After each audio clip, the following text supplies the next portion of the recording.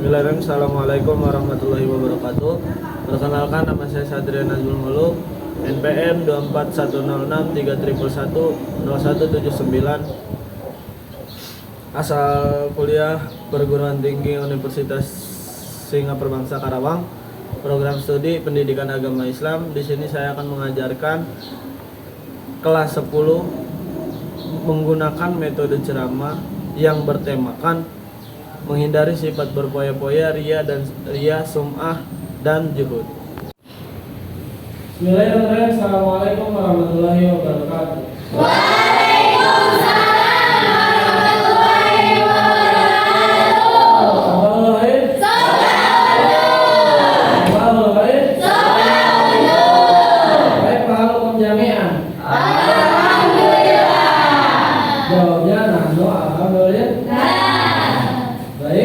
Sebelum kita ke materi yang akan saya jelaskan, di sini ada materi yang bertema menjalin hidup penuh manfaat dengan menghindari sifat berpoya-poya, ria, sum'ah, dan takabur.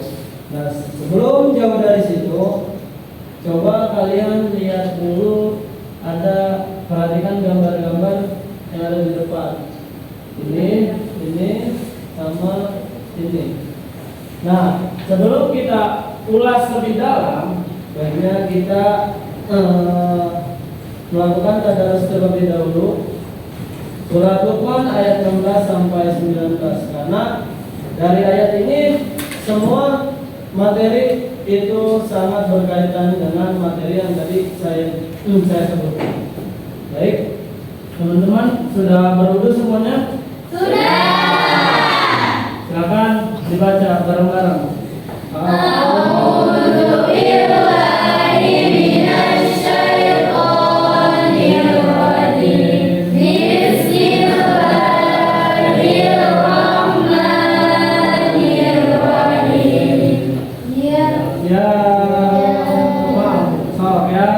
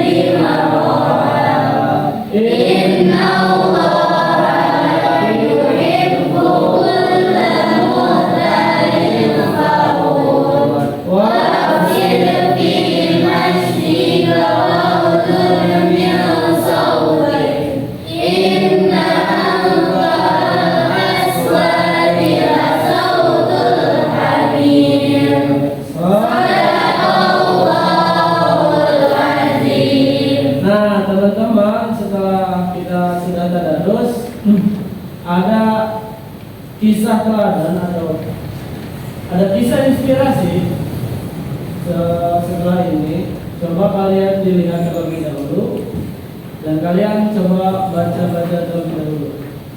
Silakan kalian baca yang di depan catat.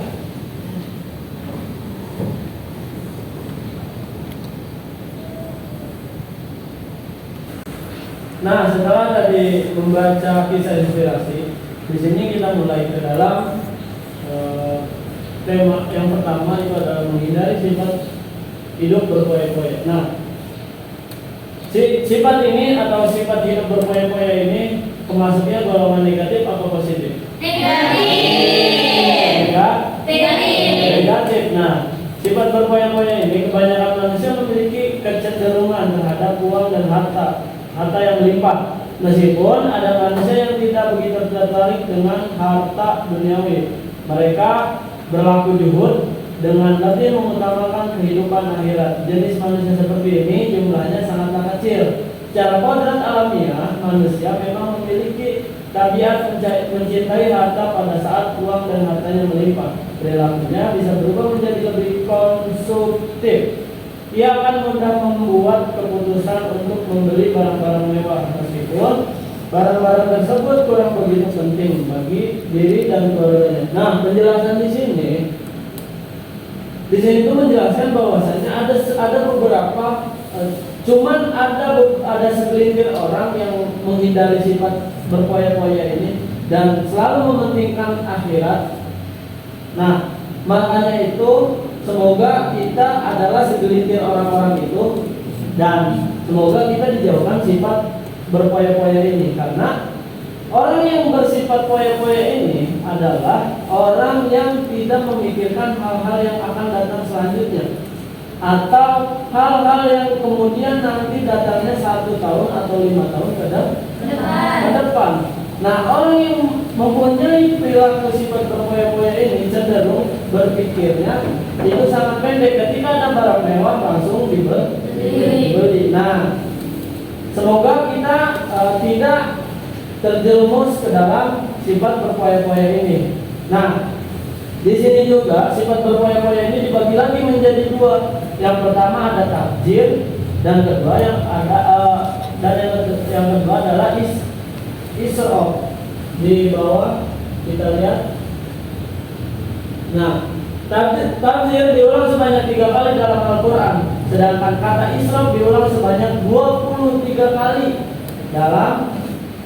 dengan berbagai bentuknya. Ayat di atas menyatakan secara tegas larangan takjir dan israf. Sikap takjir dan israf memiliki kemiripan pengertian dan makna. Takjir adalah boros, perilaku membelanjakan harta tidak pada jalannya. Dengan kata lain, yang dimaksud pemborosan itu mengeluarkan harta tidak hak. Apabila mengeluarkan harta sangat banyak tetapi untuk hal-hal yang dibenarkan oleh Islam, maka bukan termasuk pemborosan. Sebaliknya, jika seseorang mengeluarkan harta meskipun sedikit tetapi untuk hal-hal dilarang agama, maka ia termasuk pemborosan. Nah, di sifat takjir ini adalah sifat boros. Sifat boros membelanjakan harta bukan untuk kepentingan. Contoh, kalau misalnya kalian sudah mempunyai 1 buah handphone, kalau di zaman sekarang misal iPhone 12, kalian merasa tidak puas, kalian beli lagi. Nah, itu salah satu sifat pemborosan. Nah, dan sifat israf ini, mereka yang menghamburkan harta sia-sia dan melupakan hak-hak orang lain atas hartanya. Seseorang disebut berperilaku israf apabila ia membelanjakan harta melewati batas kepatutan menurut ajaran Islam dan tidak ada nilai manfaatnya untuk kepentingan dunia maupun akhirat. Sifat israf ini dipengaruhi oleh godaan uang dan harta pada seseorang yang menerimanya. Nah, di sifat israf ini, ketika orang mempunyai harta benda yang melebihi batas atau disebutlah orang kaya, nah dia tidak bisa melihat sekitarnya. Nah, di situ dia sudah termasuk orang-orang israf atau orang-orang yang mengonsumsi sifat hidup berpoya-poya ini. Nah, baik. Setelah kita mendengarkan penjelasan tersebut, lalu kita lanjut ke dalam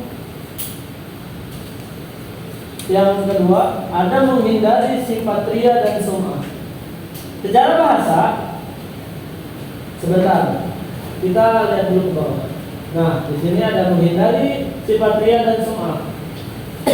Secara bahasa, sum'ah berarti memperdengarkan secara istilah. Sum'ah yaitu memberitahukan atau memperdengarkan amal ibadah yang dilakukan pada orang lain agar dirinya dapat pujian atau sanjungan. Contoh dari sifat ini adalah bisa ketika kita berhaji atau berumroh, orang lain, orang-orang yang jauh tidak tahu. Nah, ketika kita mempunyai sifat ini, atau ketika kita mempunyai sifat riya dan sum'ah ini, kita akan selalu membahas tentang haji dan umroh. Ketika orang yang tidak mengenal kita sudah umroh atau sudah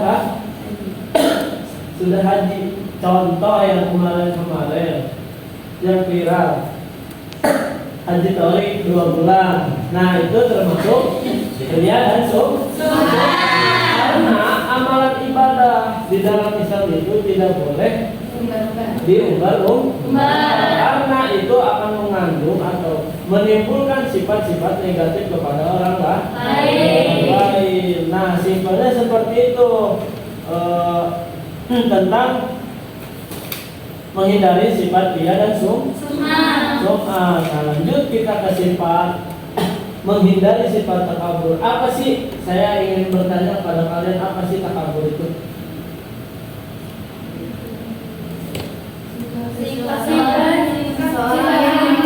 Satu-satu dong, satu-satu. Siapa yang mau jawab? Silakan siapa? Takabur adalah sikap seseorang yang menunjukkan sifat sombong atau merasa lebih kuat, lebih hebat dibandingkan orang lain. Nah, sifat sombong ini atau sifat takabur ini, takabur itu dalam bahasa Indonesia itu adalah sifat sombong. Sifat sombong. Dan dalam bahasa takabur itu berasal dari kata tadabbaro, ya baru. Nah, takabur ini adalah sifat yang mesti kita tinggalkan atau mesti kita hilangkan di dalam diri kita. Setelah sekian banyaknya materi yang disampaikan, ini yang paling penting itu menghindari sifat takabur. Semuanya itu penting. Dan ini yang ketiga, menghindari sifat takabur sangatlah penting, karena sifat takabur ini akan memicu banyak hal-hal negatif. Contoh semisal, ketika kita mempunyai sifat takabur ini, orang-orang justru malah bukan suka sama kita, malah benci. Karena mempunyai sifat takabur ini, orang lain pun enggan akan menanyanya. Nah, lalu yang terakhir adalah menghindari sifat hasanah. Setiap manusia diciptakan oleh Allah Subhanahu wa Ta'ala memiliki kekurangan dan kelebihan masing-masing. Seseorang yang memiliki banyak kelebihan bukan berarti tanpa kekurangan. Demikianlah pula sebaliknya. Nah, sifat hasad ini sebenarnya ketika kita mempunyai kelebihan atau kemampuan yang lebih, itu jangan menutup kekurangan kita. Nah, baik, karena waktunya sudah lumayan mepet, kita masuk ke sesi tanya jawab. Silakan dari kalian untuk memahami materi terlebih dahulu. Kalian amati terlebih dahulu, nanti boleh mengajukan pertanyaan. Nah, baik, setelah kita banyaknya materi, kita ada 4 pembahasan. Setelah kalian mengamati juga, silakan ada yang mau bertanya. Izin bertanya. Silakan. Bagaimana sih cara menghindari sikap takabur dalam diri kita? Nah, oke. Ada lagi yang lain?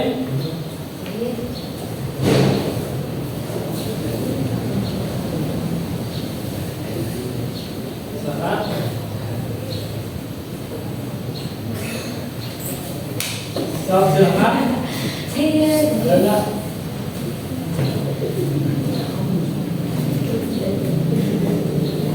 Mungkin sama ya, pertanyaannya kayak sebenarnya dari keempat ini tadi itu kesimpulan sebenarnya. Nah, gimana sih cara kita untuk menghindari dari keempat sifat itu? Sebenarnya kuncinya itu kesimpulannya itu sebenarnya kita sambil bahas kesimpulan aja ya dari keseluruhan ini. Nah, jadi dari keempat tersebut itu kalah sama dengan sikap rendah rendah hati atau tawadu. Bukan tawakal. Kalau tawakal beda lagi. Nah, di sifat tawadu ini atau sifat rendah diri ini itu mengalahkan dari semua sifat-sifat negatif ini. Nah, dalam kalimat ketika seseorang atau seorang alim atau seseorang mutolib sedang melakukan pekerjaan dan sudah beres atau sudah bisa, itu hal yang pertama akan dilakukan adalah tahap yang pertama akan dilakukan itu menyombongkan dirinya karena dia sudah bisa. Nah, kenapa di dalam talim itu termasuk tahapan? Karena di dalam talim itu tahapan yang paling akhir itu adalah rendah diri. Kalau misalnya kita masih sombong, kalau bahasa zaman sekarang ini itu masih ecek-ecek, level kita masih di bawah. Kalau kita sudah merendah diri kita, itu sifatnya udah martabat kita secara tidak langsung itu udah di atas. Nah, begitu kesimpulan materi yang telah kita bahas. Nah, demikian.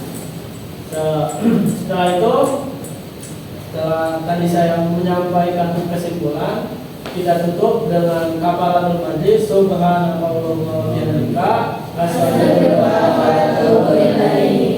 Nah, saya rasa cukup.